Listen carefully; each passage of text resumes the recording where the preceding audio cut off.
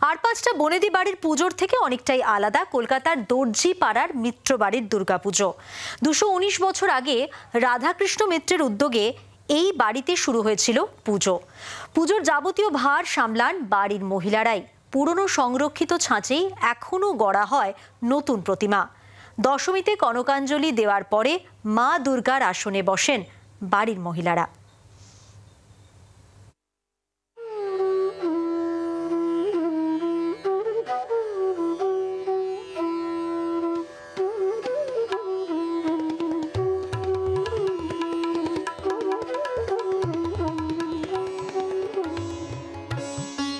দর্জিপাড়া রাধাকৃষ্ণ মিত্রর বাড়ি। তিনি নীলমণি মিত্রর নাতি।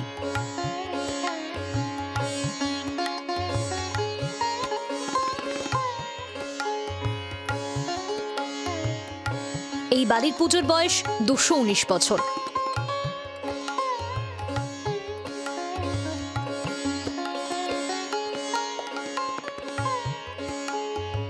পুজোর রীতিনীতি আজও নিখুঁতভাবে মেনে চলেন পরিবারের সদস্যরা। এই পুজোয় যে কত রকম বৈচিত্র্য আছে তা এই পুজোর ইতিহাস না জানলে বিশ্বাস করা কঠিন। তিনচালা প্রতিমা। পুজোর চালচিত্র মাটির ছাঁচ দিয়ে তৈরি। একে মটের কাজ বলা হয়। ত্রিচালার একটিতে শিব এবং রাম, আরেকটিতে থাকে দেবীর উপাখ্যান। 219 বছর ধরে পরিবারের সদস্যরা এই ছাঁচ যত্ন করে তুলে রাখেন। সপ্তমী, অষ্টমী, নবমীতে কুমারী পুজো হয় এই বাড়িতে। সন্ধি পুজোয় দেবীকে নিবেদন করা হয় 108 অপরাজিতা। নবমী পুজোয় হোম ও বাড়ি প্রদক্ষিণের রীতি রয়েছে। বাড়ির মহিলারা ধুনুচি জ্বালিয়ে পুরোহিতকে দেন।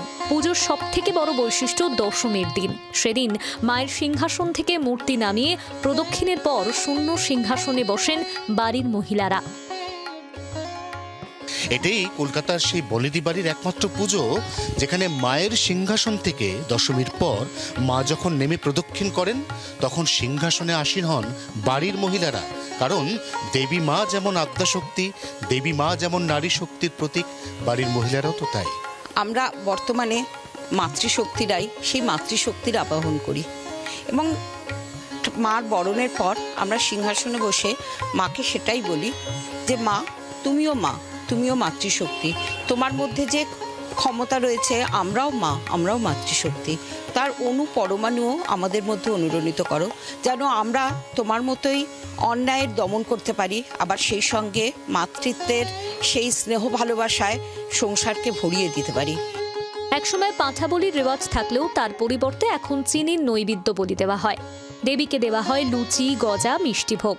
বাড়ির মহিলারা মাখনের তালকে মূর্তি বানিয়ে নৈবেদ্য তৈরি করেন। মুগের ডাল ঘিয়ে মাখিয়ে সূর্যের তাপে নৈবেদ্য তৈরি হয়। দশমীতে বরণের সময় মাছ খেয়ে পান মুখে দিয়ে বাড়ির মহিলারা দেবীকে বরণ করেন। এই বাড়িতে পুজোর সম্পূর্ণ পরিচালন ভার মহিলাদের।